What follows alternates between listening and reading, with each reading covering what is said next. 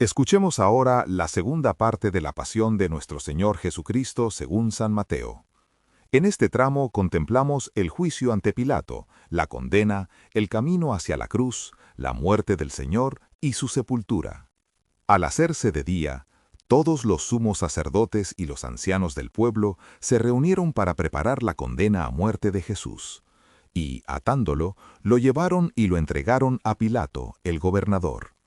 Entonces Judas, el traidor, viendo que lo habían condenado, se arrepintió y devolvió las 30 monedas de plata a los sumos sacerdotes y ancianos, diciendo: «He pecado entregando sangre inocente». Pero ellos dijeron: «¿A nosotros qué? Allá tú». Él, arrojando las monedas de plata en el templo, se marchó, y fue y se ahorcó. Los sacerdotes, recogiendo las monedas de plata, dijeron: «No es lícito echarlas en el arca de las ofrendas, porque son precio de sangre». Y después de discutirlo, compraron con ellas el campo del alfarero para cementerio de forasteros. Por eso aquel campo se llama todavía Campo de Sangre. Así se cumplió lo dicho por medio del profeta Jeremías. Y tomaron las 30 monedas de plata, el precio de uno que fue tasado, según la tasa de los hijos de Israel, y pagaron con ellas el campo del alfarero, como me lo había ordenado el Señor. Jesús fue llevado ante el gobernador, y el gobernador le preguntó: «¿Eres tú el rey de los judíos?». Jesús respondió: «Tú lo dices». Y mientras lo acusaban, los sumos sacerdotes y los ancianos no contestaban nada. Entonces Pilato le preguntó: «¿No oyes cuántos cargos presentan contra ti?». Como no contestaba a ninguna pregunta, el gobernador estaba muy extrañado. Por la fiesta, el gobernador solía liberar un preso, el que la gente quisiera. Tenía entonces un preso famoso, llamado Barrabás. Cuando la gente acudió, dijo Pilato: «¿A quién queréis que os suelte, a Barrabás o a Jesús, a quien llaman el Mesías?». Pues sabía que se lo habían entregado por envidia. Y mientras estaba sentado en el tribunal, su mujer le mandó a decir: «No te metas con ese justo, porque esta noche he sufrido mucho soñando con él».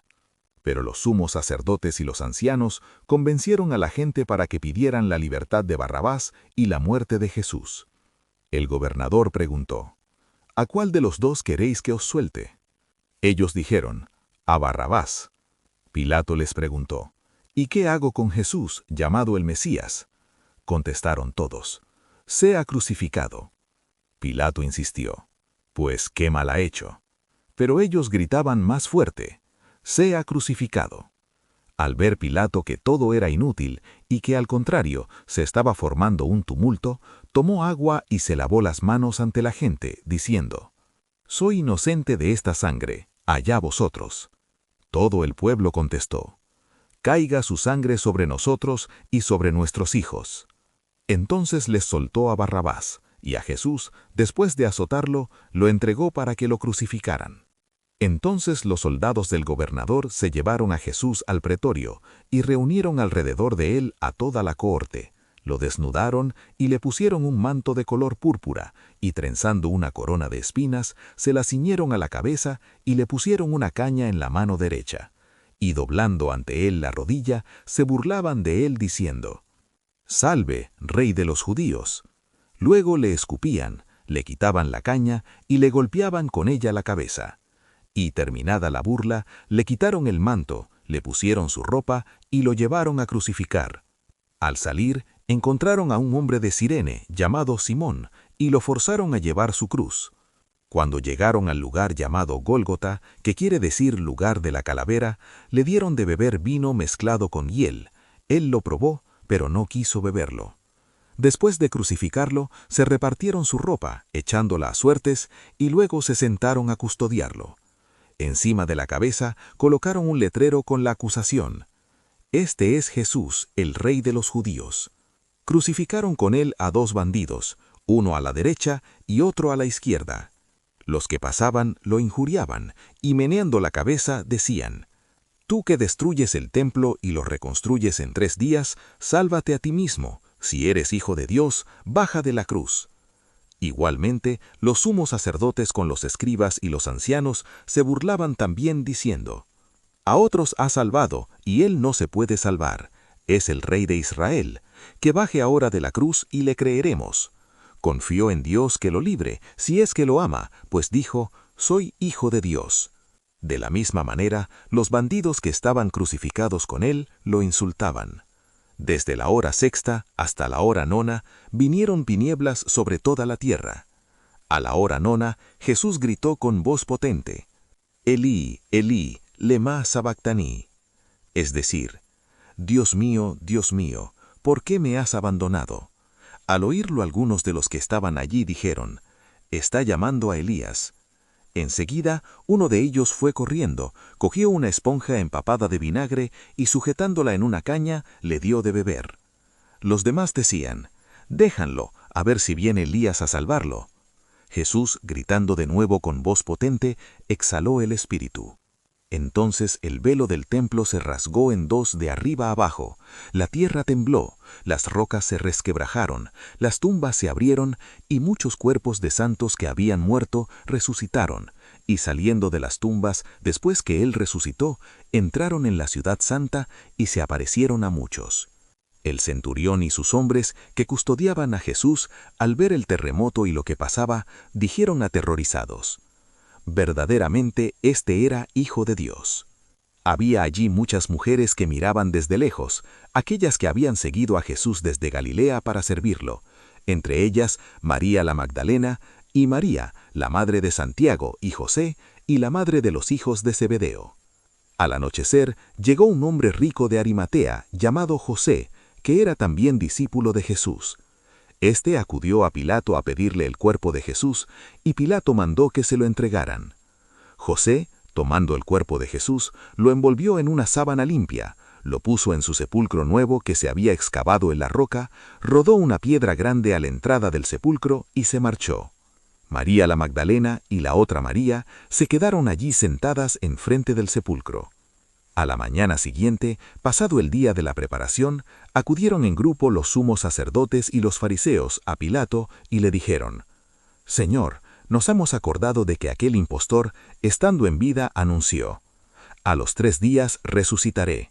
Por eso ordena que vigilen el sepulcro hasta el tercer día, no sea que vayan sus discípulos, se lleven el cuerpo y digan al pueblo, ha resucitado de entre los muertos». La última impostura sería peor que la primera. Pilato contestó, «Ahí tenéis la guardia, id vosotros y asegurad la vigilancia como sabéis». Ellos aseguraron el sepulcro, sellando la piedra y colocando la guardia.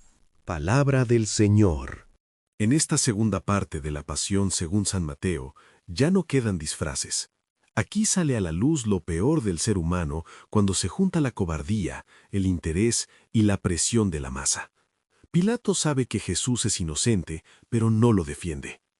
El pueblo grita sin pensar. Los jefes religiosos manipulan. Los soldados humillan. Cada uno pone algo de su miseria y así se arma la condena. Pilato representa a mucha gente de todos los tiempos.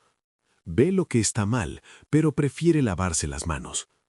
Quiere quedar bien con todos, aunque eso signifique entregar a un inocente. Ese gesto no quedó enterrado en el pasado. Se repite cada vez que alguien calla ante una injusticia por miedo a complicarse la vida. Se repite cuando se sacrifica la verdad para no perder comodidad, imagen o poder. Lavarse las manos suena muy limpio, pero en el fondo es una forma elegante de colaborar con el mal. También aparece la crueldad de la multitud. Hoy aclaman, mañana destruyen. Así de frágil es el aplauso humano. Jesús pasa de ser admirado por muchos a ser objeto de burla y de gritos de muerte. Eso debería poner a pensar a cualquiera que viva pendiente de la aprobación ajena. La gente cambia rápido. La opinión pública no tiene moral propia. Muchas veces solo sigue el ruido más fuerte. Por eso, construir la vida sobre el aplauso de otros es una receta bastante pobre. Y en medio de esa podredumbre, Jesús no responde con odio. No baja de la cruz para demostrar poder. No juega al espectáculo. Permanece firme. Soporta la burla, la violencia y el abandono. No porque le faltara fuerza, sino porque su camino no era salvarse a sí mismo a cualquier precio, sino llevar hasta el final la obediencia y el amor. Ahí hay una enseñanza dura. No toda fuerza consiste en imponerse. A veces la verdadera firmeza está en mantenerse fiel cuando todo empuja a ceder, a vengarse o a romperlo todo. La cruz también deja al descubierto otra verdad. El mal suele disfrazarse de legalidad, de prudencia o de orden. A Jesús no lo condenan en medio de un caos sin forma. Lo condenan con discursos, consultas, cálculos políticos y apariencias de procedimiento. Eso sigue muy vivo. Hay decisiones injustas que se presentan como razonables, limpias o necesarias. Pero una injusticia con sello oficial sigue siendo injusticia. El papel no limpia la conciencia. Cuando Jesús muere, el relato no termina en el ruido de la burla, sino en el peso del silencio. Ahí ya no sirven los gritos, ni la manipulación, ni la pose de autoridad. Queda el cuerpo del Señor. Queda el dolor de los que lo aman, y queda la evidencia de hasta dónde puede llegar el ser humano cuando rechaza la verdad. Pero también queda otra cosa, que ni la violencia, ni el odio, ni la muerte tienen la última palabra, aunque en ese momento parezca que sí. Esta parte de la pasión obliga a revisar la propia vida con honestidad. ¿Cuántas veces uno actúa como Pilato, sabiendo lo correcto, pero escogiendo lo cómodo? ¿Cuántas veces se deja arrastrar por el ruido del grupo? ¿Cuántas veces se hiere, se humilla o se desprecia a otros solo porque están en una posición débil? El texto no está para admirarlo desde lejos, sino para dejarse confrontar. La lección es clara. La verdad no siempre recibe aplausos, la inocencia no siempre encuentra defensa y la fidelidad cuesta. Pero también queda claro que Cristo no retrocedió. Y si Él no retrocedió ante la traición, la injusticia y la cruz, entonces tampoco nosotros deberíamos vivir arrodillados ante la cobardía, la conveniencia o la presión de los demás. Que Dios les bendiga y les proteja.